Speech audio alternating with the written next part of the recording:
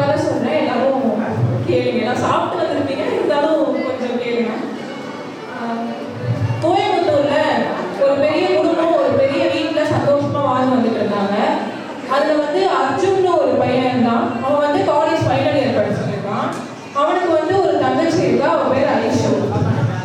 அவனோட அப்பா வந்து பள்ளியில ஒரு கவர்மெண்ட் டீச்சரா வேலை பார்க்குறாரு. அவங்க அம்மா வந்து ஹவுஸ் ஒய்ஃபா தான் இருக்கிறாங்க.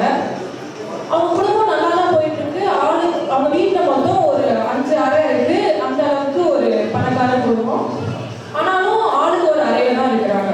அந்த வீட்டுல வந்து ஒரு மர்மமான விஷயம் என்னன்னா, அந்த 5வது அறை மட்டும் பூட்டியே இருக்கு எப்பயுமே. அர்ஜுன் வந்து சின்ன பிள்ளையிலேயே அவங்க அப்பாட்ட கேட்டுட்டு இருக்கான், எதுக்காக அந்த அறை பூட்டி இருக்கு, அந்த அறைக்குள்ள அப்படி என்ன இருக்கு அப்படின்னு.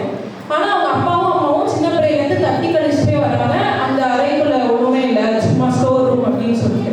கொஞ்சம் வயசாக அவனுக்கு வந்து இன்ட்ரெஸ்ட் அதிகமாயிட்டே இருக்கு. அதுக்குள்ள என்ன இருக்கணும் தெரிஞ்சுக்கணும் அப்படின்னு சொல்லிட்டு ரொம்ப யோசிக்கிறான். ஒரு டைம் வந்து அவங்க அப்பாவும் அம்மாவும் வந்து வெளில கோயிலுக்கு போயிடுறாங்க. அப்போ அவனும் அவன் தங்கச்சி மட்டும் தான் இருக்காங்க. அவன் அதை பத்தி யோசிச்சுட்டு இருக்கப்பதான் அவனுக்கு ஒரு தாட் வருது, நமக்கு ஒரு தங்கச்சி இருக்காளே, அவன் வந்துட்டு 12th படிக்கிறாள். அப்பனா அவனுக்கும் ஒரு லெவல் ஆஃப் மெச்சூரிட்டி வந்துருச்சு. அவன் ஏன் அந்த 5வது அறையை பத்தி எதுவுமே அவங்க அப்பா அம்மாட்ட கேட்கல, அப்படின்னா அவனுக்கு ஏதாச்சும் தெரிஞ்சிருக்குமா அப்படின்னு சொல்லி அவன்கிட்ட போய் அவன் கேட்கிறான். அப்ப அவன் சொல்றா, சரி ஓகே அண்ணன் பாவம் அப்படின்னு சொல்லி அவன் என்ன சொல்றான்னா, அப்பாவோட ரூம்ல வந்து அந்த போட்டோக்கு பின்னாடி சாவி இருக்கும், நீ எடுத்துட்டு போய் பார்த்துக்கோ அப்படிங்கிறான். அவனும் வந்து அந்த சாவி எடுத்துட்டு போய் கதவை திறக்க போறான். திறந்துட்டு இருக்கும் போதே யோசிக்கிறான், அப்பா வந்து காரணம் இல்லாம நம்ம கிட்ட மறைக்க மாட்டாரு, மறைச்சிருக்காருன்னா இன்னும் காரணம் இருக்கும், அவர் பேச்ச மீறி நம்மள திறந்து பார்க்க கூடாது அப்படின்னு நினைக்கிறான். ஆனா அதுக்குள்ள கதவை திறந்து உள்ளே போயிடுறான். உள்ள போய் பார்த்தா ஒரே இருட்டா இருக்கு. சரின்னு ஸ்க்ரீனை திறந்துட்டு பார்த்தா ஒரே டஸ்ட். அங்க பெட்டு, ஷெல்ஃப்ஸ், புக்ஸ், லெட்டர்ஸ், அப்புறம் அந்த வால்ல ஃபுல்லா நிறைய டிராயிங்ஸ் இருக்கு. அப்புறம் வந்து ஒரு போட்டோ மாட்டிருக்கு. அந்த போட்டோல யாரோட போட்டோ இருக்குன்னு பார்த்தா அவனோட போட்டோ இருக்கு. அந்த போட்டோல அவனோட போட்டோ போட்டு அவனோட அந்த பிறந்த வருஷம் 1998ன்னு போட்டிருக்கு. அவனோட இறந்த வருஷம் 2010 போட்டிருக்கு. எதுக்கு பிறந்த வருஷம் இறந்த வருஷம் போட்டிருக்காங்க, நான் தான் உயிரோட இருக்கேன் அப்படின்னு அவனுக்கு ஒரு தாட் வருது.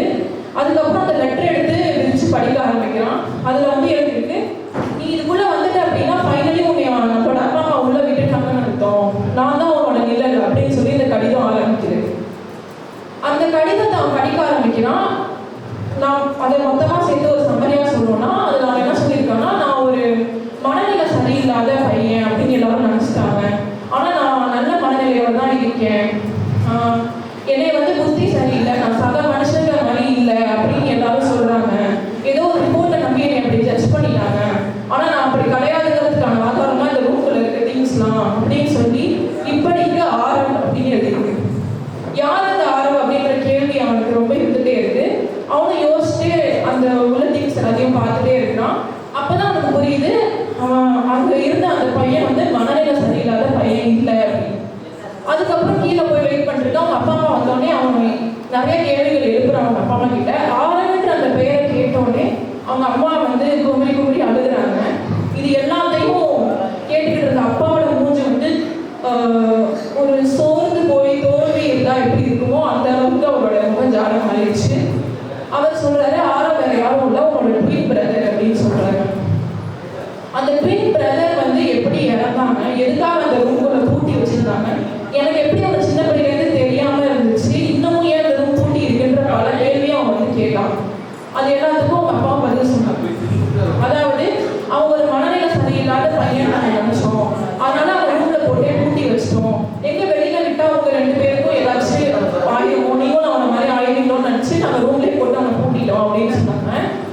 அதுக்கப்புறம் வந்து அவன் எப்படி இறந்தான்னு கேட்டதுக்கு, நம்ம வீட்டுக்கு பக்கத்துல இருந்த காட்டுல ஒரு 3 நாள் நாங்கள் அவனை காணும் சொல்லி தேடினோம், அவனோட உடல் எனக்கு கிடைச்சிச்சு. அவனுக்கு அதுக்கு பக்கத்துல இருந்த மரத்துல வந்து நான் மனநிலை சரியில்லாத பையன் இல்லை அப்படின்னு சொல்லி அவன் மரத்துல செதுக்கிட்டு அவன் இறந்து கிடந்தான். அப்போ நாங்க நம்பல அப்படின்னு சொல்லிட்டு இருக்காங்க. இன்னமும் அந்த ரூம் ஏன் பூட்டி இருக்குன்னு கேட்டதுக்கு, எங்க நீயும் வந்து அது மாதிரியான கொஞ்சம் சயின்ஸ்லாம் காமிச்ச, ஆனா நீ கால போக்குல சரியாயிட்ட, எங்க நீயும் அவன மாதிரி ரொம்ப மனநிலை சரியில்லாத பையனா ஆயிடுவியோன்னு பயந்துதான் நாங்க உங்க அந்த ரூம் பக்கம் விடாம விட்டோம் அப்படின்னு சொல்றான். அப்படின்னு சொல்றாங்க தப்பா. இது எல்லாத்தையும் கேட்டு அவன் வந்து அந்த டிராயிங்ஸ் அந்த பெயிண்டிங்ஸ் அவன் வந்து புரிஞ்சுக்கிறது எல்லாத்தையும் எடுத்து வந்து அப்பா அம்மா முன்னாடி காமிச்சு அவங்க தப்புன்னு தெரிவிக்கிறாங்க.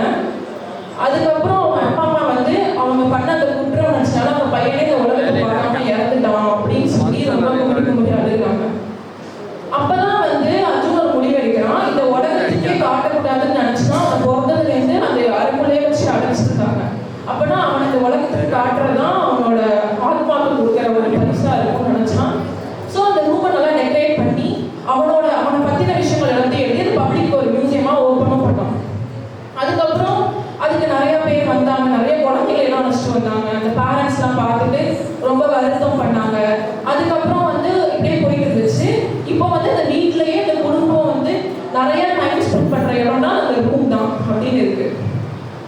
ஒரு நாள் வந்து இப்போ மியூசியம்னா 9 to 5 அப்படின்னு சொல்லிட்டு டைமிங்லாம் இருக்கும்ல, அந்த மாதிரி டைமிங் முடிஞ்சிருச்சு. அப்போ அர்ஜுன் வந்து அந்த ரூம்ல உட்காந்து டைம் ஸ்பெண்ட் பண்ணிட்டு இருக்கான். அவனோட அந்த பிக் பிரதரோட திங்ஸ் எல்லாம் வந்து பார்த்துட்டு இருக்கான்.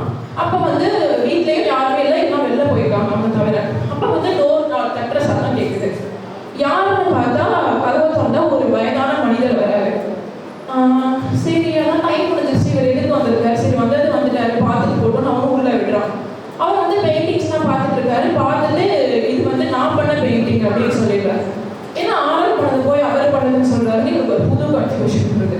அப்பதான் அவனை உட்கார வச்சு அவர் சொல்றாரு, நான் வேற யாரும் இல்லை, உன்னோட தாத்தா அப்படின்னு.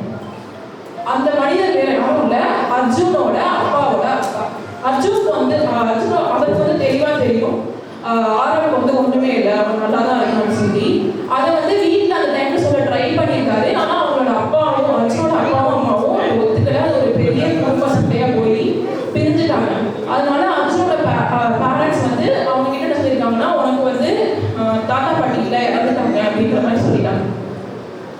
இது எப்படியே போயிட்டு இருக்கு. அப்புறம் தாத்தா கிட்ட அவன் வந்து இன்னும் அதை பத்தி கேட்க ஆரம்பிக்கிறான். அப்பதான் அவன் சொல்றாரு, இந்த பெயிண்டிங்ஸ் எல்லாமே நான் தான் கற்றுக் கொடுத்தேன். பரம்பரையா நம்ம வந்து பெயிண்டிங்ஸ் பண்ணுவோம், டிராயிங்ஸ் பண்ணுவோம். அதனால அது அவனோட ஜீன்லயே இருந்துச்சு. அவன் சின்ன வயசுலயே அதெல்லாம் பண்ண ஆரம்பிச்சதுனால அந்த பைத்தியம் நம்ம முடிவு பண்ணிட்டாங்க. அவனை வந்து ரூம்குள்ளே அடைச்சி வச்சிருந்தாங்க. நான் தான் ஜெர்னல் வழியா வந்து அவங்க கிட்ட பேசிட்டு போற ஒரே ஆளு. ஒரு நாள் பார்த்தா அவன் இறந்துட்டான்னு சொல்றாங்க அப்படின்னு சொல்லி ரொம்ப வருத்தமா பேசிட்டு இருந்தாரு. அப்பதான் வந்து வெளில போன எல்லாரும் உள்ள வராங்க. உள்ள வந்து அவரை பார்த்தோன்னே ரொம்ப ஷாக் ஆகி நிற்கிறாங்க. அப்ப எங்க அப்பா அம்மாவுக்கும் தெரிஞ்சிருச்சு அவன் வந்து மனநிலை சரியில்லாத பையன் இல்லைன்றது. அதுக்கப்புறம் வந்து அவங்க வந்து உணர்ந்து அவங்க வந்து சொல்றாங்க, சாரிப்பா நாங்கள் தப்பா நினைச்சிட்டோம், நீங்க அப்பவே சொன்னீங்க அவன் வந்து நல்ல மனநிலை உள்ள பையன் அப்படின்னு. எங்க பையன் நாங்கள் இறந்துட்டோம் அப்படின்னு சொல்லி அவங்க வந்து ரொம்ப குமரி அழுகுறாங்க. அதுக்கப்புறம் எல்லாம் சேர்ந்து பேசிட்டு அவங்க தாத்தாவும் அவங்க தம்புறாங்க ஒரு வாரத்துக்கு. அதுக்கப்புறம் பார்த்தீங்கன்னா அந்த ஹஸ்பண்ட் அண்ட் ஒய்ஃப், அதாவது அர்ஜுனோட அப்பாவுக்கும் மட்டும் சண்டை அதிகமாகுது. உன்னால ஆச்சுன்னு சொல்லி நிறைய சண்டை அதிகமாயிட்டு இருக்கு. நீங்க முன்னாடியும் பார்த்தீங்கன்னா அவங்க 5 பேரும் ஒரே வீட்டில் இருந்தாலும் ஆளுக்கு ஒரு அறையில தான் இருந்தாங்க. ஏன்னா அவங்களுக்குள்ள ஒழுங்கா பேசிக்கிறதுல நிறைய சண்டையும் வந்துட்டு போயிட்டு இருந்துச்சு. அப்ப இந்த தாத்தா ஒரு வாரம் வந்து அந்த வீட்டில் எல்லாத்தையும் கவனிச்சுட்டு ஒரு நாள் போய் சொல்றாரு, உங்க உள்ள வந்து எல்லாரும் ஒன்னா அந்த பெரிய வீட்டில் இருக்கீங்கன்னு தான் பேரு, ஆனா ஒன்னா யுனைட்டியா இல்லை அப்படின்னு சொல்றாரு. அர்ஜுனுக்கு என்னன்னா இன்ஃபீரியாரிட்டி காம்ப்ளெக்ஸ் இருக்கு, தாழ்வு பையன். என்னாலதான் பிரச்சனை வந்துருச்சோ, நான் ஓப்பன் பண்ணனாலதான் பிரச்சனை வந்துருச்சோன்னு சொல்லி தாழ்வு மனப்பான்மை இருக்கு. அவங்க அப்பாவுக்கு வந்து எங்க குடும்பம் வந்து நான் இல்லைன்னா இயங்காது, நான் தான் எல்லாமே, நான் இல்லைன்னா இந்த உலகமே இருக்கிற மாதிரியான ஒரு மனப்பான்மை இருக்கு. அந்த ஒய்ஃப்க்கு வந்து வீட்டிலே இருக்கிறதுனால நம்ம வீட்டிலே இருக்கிறனால நமக்கு யாரும் மதிக்க மாட்டேங்கிறாங்க, நமக்கு ஒரு ப்ராப்பரான இம்பார்ட்டன்ஸும் அன்பும் ரெஸ்பெக்டும் கிடைக்கலன்ற வருத்தம் இருக்கு. இந்த மாதிரி ஆளே ஒரு பிரச்சனை இருக்கு. அப்பதான் அவர் வந்து அதுக்கான சொல்யூஷனை சொல்லிட்டு அந்த வீட்டில் இருந்து கிளம்புறாரு. என்ன சொல்யூஷன் சொன்னாருன்னா, எல்லாரும் ஈக்குவலா ஒருத்தருக்கு ஒருத்தர் ரெஸ்பெக்ட் கொடுத்து நடந்துங்க. ஒரு பிரச்சனை வீட்டுக்கு வந்துச்சுன்னா எல்லாரும் ஒன்னா உட்காந்து பேசணும். ஒன்னா உட்காந்து பேசணும்னா நீங்க 2 பேரும் பேசணும்னு அர்த்தம் இல்லை. ஒருத்தங்க பேசினாங்கன்னா இன்னொருத்தங்க முழுசா காது கொடுத்து கேட்டுட்டு அவங்களோட புரிதலை கேட்டுட்டு இவங்களும் பேசணும். 2 பேரும் ஒருங்கிணைச்சு இருக்கணும். அதே மாதிரி மித்தவங்க முன்னாடி இன்னொருத்தங்களை இழிவுபடுத்தி பேசக்கூடாது. இந்த மாதிரி நிறைய சொன்னாரு. சொல்லிட்டு அவரும் வந்து கிளம்பிட்டாரு. அதுக்கப்புறம் தான் அவங்களுக்கு புரியுது, அவங்களும் வந்து ஹாப்பியான ஒரு ஃபேமிலியை லீட் பண்ணாங்க. ஸோ இந்த கதையோட மாடலை தாத்தாவே சொல்லிட்டாரு. ஸோ குடும்பன்றது வந்து ஒரு யுனைட்டியா எல்லாரும் சேர்ந்து தான் உருவாக்கணும். ஃபார் எக்ஸாம்பிள் என்னோட அப்பா அம்மாவோட ஒரு சின்ன பார்வையும் நான் இந்த எக்ஸாம்பிள் தான் சொல்லணும்னு ஆசைப்படுறேன். என்னோட அப்பா வந்து எப்படின்னா ஒண்ணுமே இல்லை, கையில கொஞ்சோண்டு காசை வச்சு எடுத்துட்டு சிங்கப்பூருக்கு போனாங்க. அங்க வந்து அவங்களுக்கு ப்ராப்பர் வேலை இல்லை. ரோட்ல படுத்துட்டு கோயில்ல கொடுக்குற அந்த பிரசாதம் சாப்பிட்டுட்டு சைட்ல ஒர்க் பண்ணிட்டு இப்படிதான் லைஃப் ஓட்டிட்டு இருந்தாங்க. என்னோட அம்மா அப்புறமா மேரேஜ் பண்ணியும் அழைச்சிட்டு போனாங்க. அப்போ எனக்கு வந்து அவங்களுக்கு குழந்தை பிறந்து ஒரு 6 மாசம், அதாவது நான் பிறந்து ஒரு 6 மாசத்துல என்னையும் எங்க அம்மாவோட அப்பா அம்மா தாத்தா கிட்ட விட்டுட்டு சிங்கப்பூர் போயிட்டாங்க. அங்க போய் குட்டி ரூம்ல தங்கி எங்க அம்மா வடமடிச்சு கொடுக்குற வேலையை பார்த்துட்டு இருந்தாங்க. எங்க அப்பாவும் சைட்ல ஒர்க் பண்ணிட்டு இருந்தாங்க.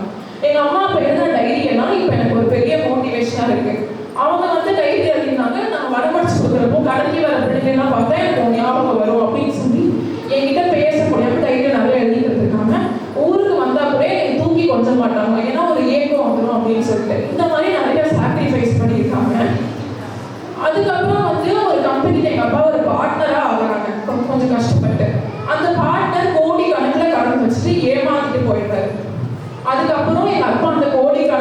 கோடிக்கணக்கான கடனை அடைச்சி அந்த கம்பெனியை எங்கள் அப்பாவும் அம்மாவும் சேர்ந்து பெருசாக ஆக்குறாங்க.